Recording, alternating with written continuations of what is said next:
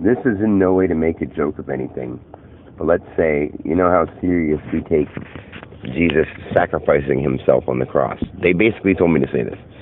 Have you ever played a board game and you literally let a person take you, or you could have moved a certain amount of spaces and sent a person back or done something like that, but instead you didn't, and you let them go, or you let them win. You stood back and didn't say something, or allowed them to cheat knowing that they had that card but they didn't put it down, or something like that.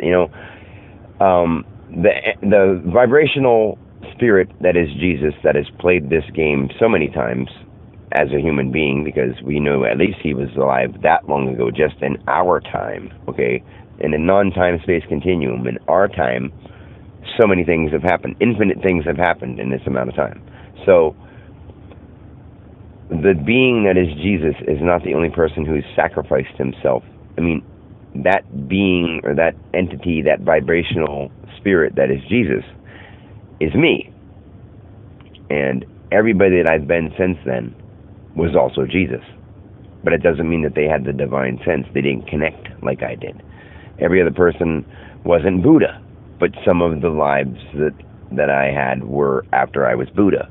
And those people were also Buddha, if that makes any sense. Like, it's not like Jesus was one person.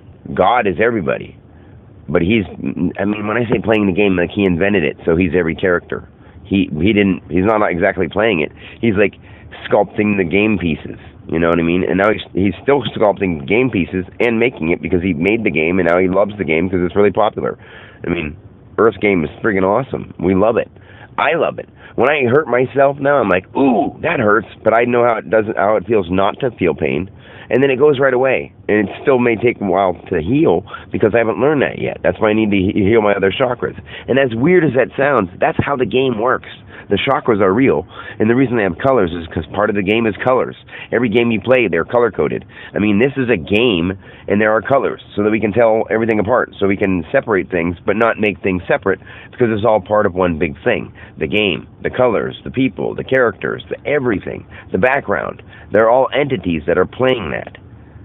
I mean, that should make sense to everybody, but people, because it's so simple to understand, I don't think people are wanting to take me seriously. But that's what's going on. It happens all the time. Like, I'm going to take a nap right now, and what I'm going to do is I'm going to go up and I'm going to talk to God and Jesus. I mean, that sounds funny as hell, or ridiculous, or senile.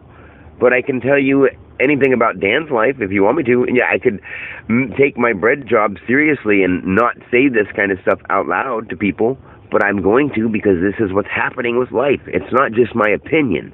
And one day, every single person that dies, or somehow has an experience before they die, hopefully, will know what I'm talking about. Like, that's how confident I am. Every single person who listens to me and does what I'm talking about will understand I know what I mean. They may not be able to do the same things because their belief system comes into play. But you won't believe me until you try. That's it. That's one of the sayings I made up too. I mean, they all are. That's the thing. Once you tap into it, you're like, I remember doing that. And you're like, oh shit, now people are going to say, like, we didn't make, the song Wanted, Dead or Alive. Well, yeah, I did. I was John Bon Jovi, but John Bon Jovi's still alive. How does that make sense?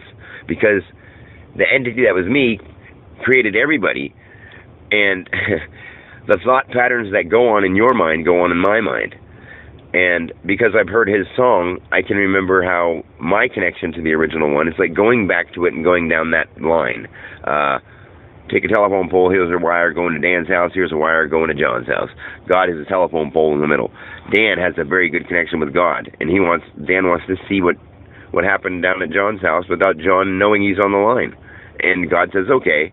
But Dan didn't know he was able to do that at one point, so he did it by accident. And all of a sudden things are coming into his head being like, why the hell do I remember making this song when it's not my song? But it is.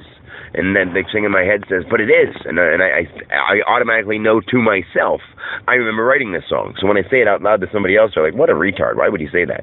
And I'm like, but I did. And I'm like, that's weird.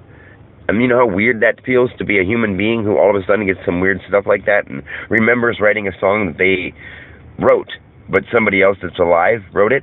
but they were there when it was being written, looking through their eyes, doing it, remembering it like a memory they have. That's pretty intense. But that kind of stuff has happened to me a lot for this last, for a long time, but I didn't realize why. Now I realize why. Anyway, I'm going to go do some fun, creative thinking, or either divine chatting. It's sort of funny.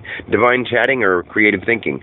And neither of them are so major, but people would take it major because I say I talk to God and I talk to Jesus all the time. I do all the time. It's not crazy when a person who prays say they do, but the thing is they don't get answers back, and they don't know them personally. They don't know them astrally. They don't know them divinely. They don't know them spiritually. I do. I know them because they're me.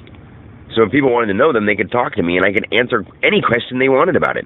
I know Jesus' life, but I'm not going to tell people because they're going to just scrutinize me and make fun of me because the Bible says different shit. So what does it matter? It doesn't matter. And that's the point. The history doesn't matter at all. No matter what war, no matter what figure, no matter what person who was proven to be here, they were proven to be alive and their flesh was here, and these things were proven to have happened. Yeah.